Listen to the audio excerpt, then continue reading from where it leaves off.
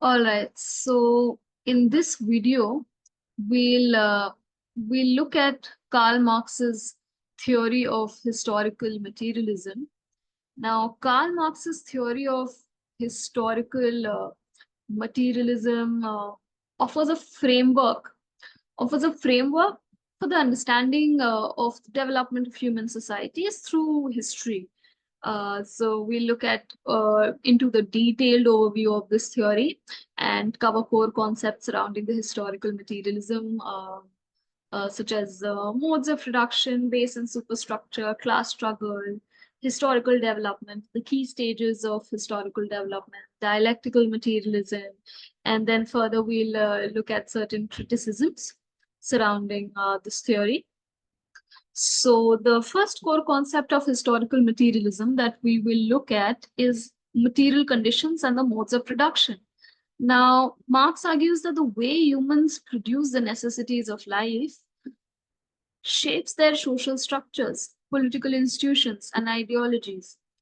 The modes of productions can be divided into two components. First is the forces of production, and second is the relations of productions. Now, the forces of productions can further be seen as two categories. First is divided into two subparts. First is the means of production. Means of productions will basically include tools, the machinery, the tech, the technology involved, knowledge involved. That will be the means of production, and the second component will be the labor power. Now, the second aspect of the mode of production is relations of production. And relation of production is the social relationships that people enter into as they acquire and use the means of production.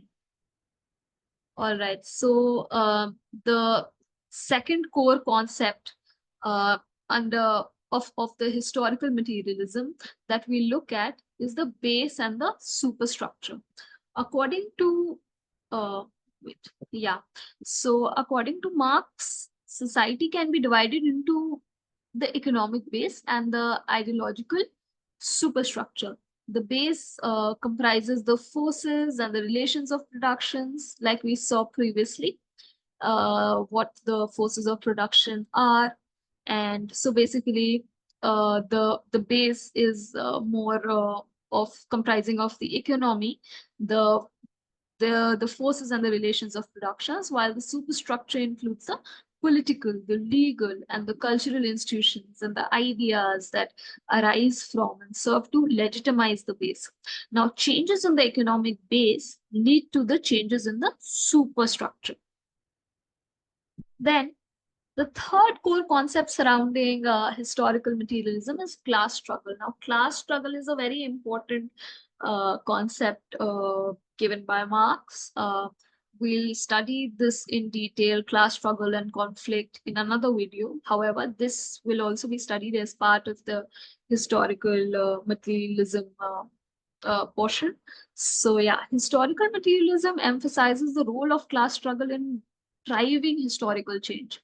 Throughout history, different modes of production give rise to distinct social classes whose conflicting interests lead to, social and political upheavals. For example, the conflict between the capitalist class, the bourgeoisie, and the proletariat, the working class, is central to the capitalist mode of production. Then the fourth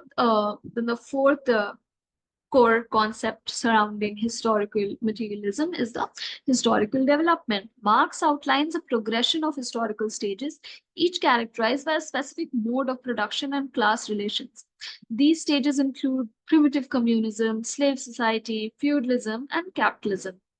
Now, in the primitive communism stage, small communities shared resources communally with no private property or class distinctions, and social organization was based on kinship, and collective decision making was there. So people had, equal access to resources and there was equality. But things changed in the slave society. We see the emergence of the have and the have not. Now, in slave society, what happened? There was development of agriculture. Now, this led to production of surplus tools developed, there was the emergence of private property. This gave rise to a class of slave owners, masters, and who exploited the labor, the slaves. So there was this divide, this inequality, and the divide between the have and the have not. The have was the master, and the have not was the slaves. Then we have the feudal society, which was characterized by a hierarchical structure where lords owned the land and serfs worked on the land, in the land. And the relationship between the lords and the serfs was based on obligations and protections rather than outright ownership of people. You know, outright ownership of people was seen in the slave stage. In the feudal stage, there was not an outright ownership of the people, but there were, certain obligations. And yeah, so um, then after the decline of feudalism emerges the capitalist stage. So the capitalism was characterized by the, bourgeoisie owning the means of production and employing the proletariat or the working class to produce goods and services. This system is marked by private property, wage labor, and market competition.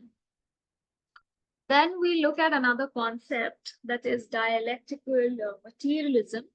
Now, historical materialism is grounded in Marx's broader philosophy of dialectical materialism, which is combining Hegelian dialectics with a materialist outlook. Now, this approach sees historical progress as a dynamic, conflict-driven process where,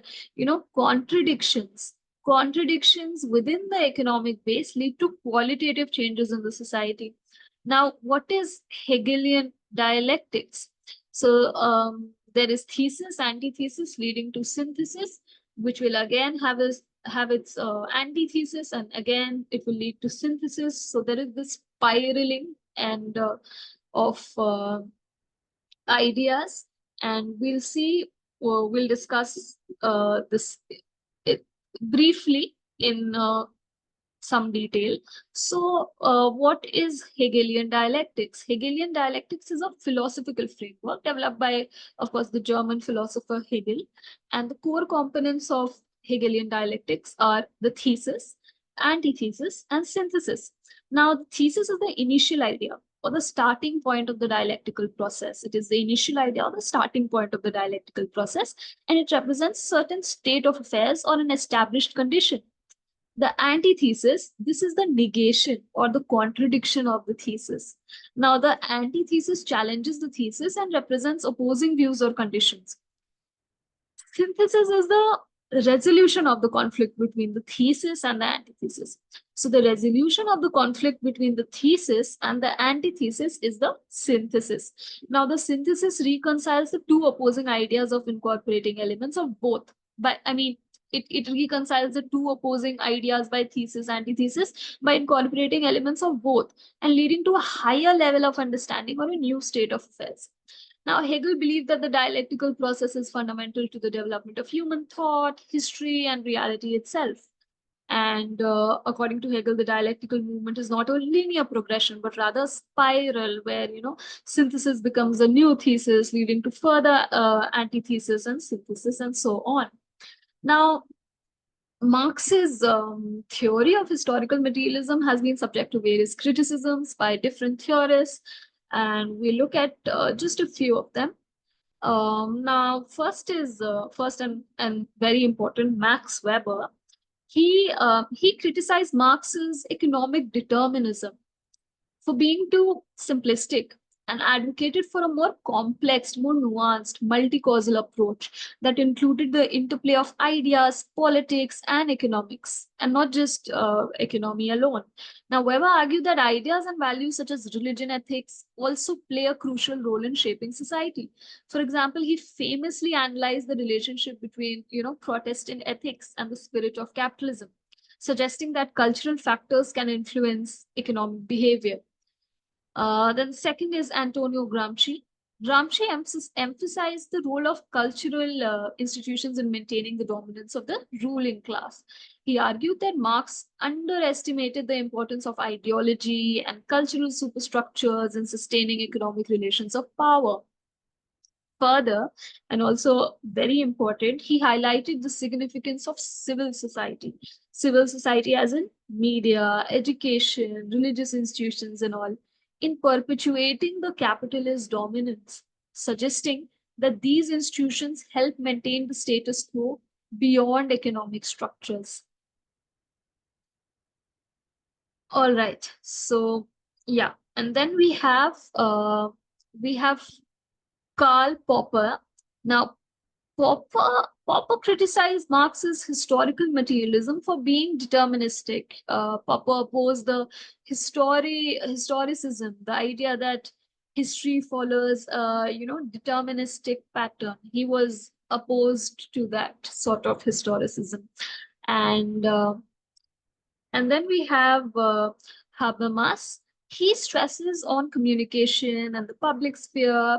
He argues that that Marx's focus on labor and production overlooked the significance of communication and the rational discourse in societal development. He introduced the concept of the public sphere and communicative action, stressing the role of democratic dialogue in shaping society.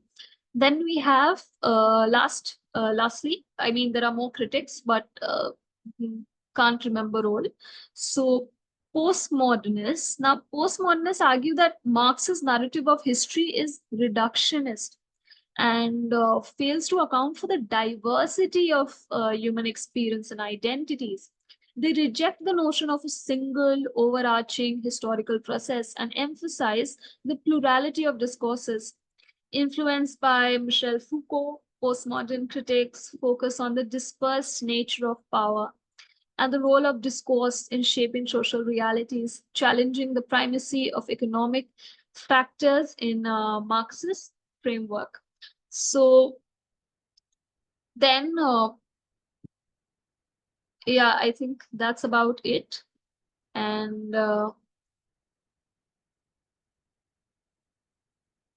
thank you. I hope this was helpful.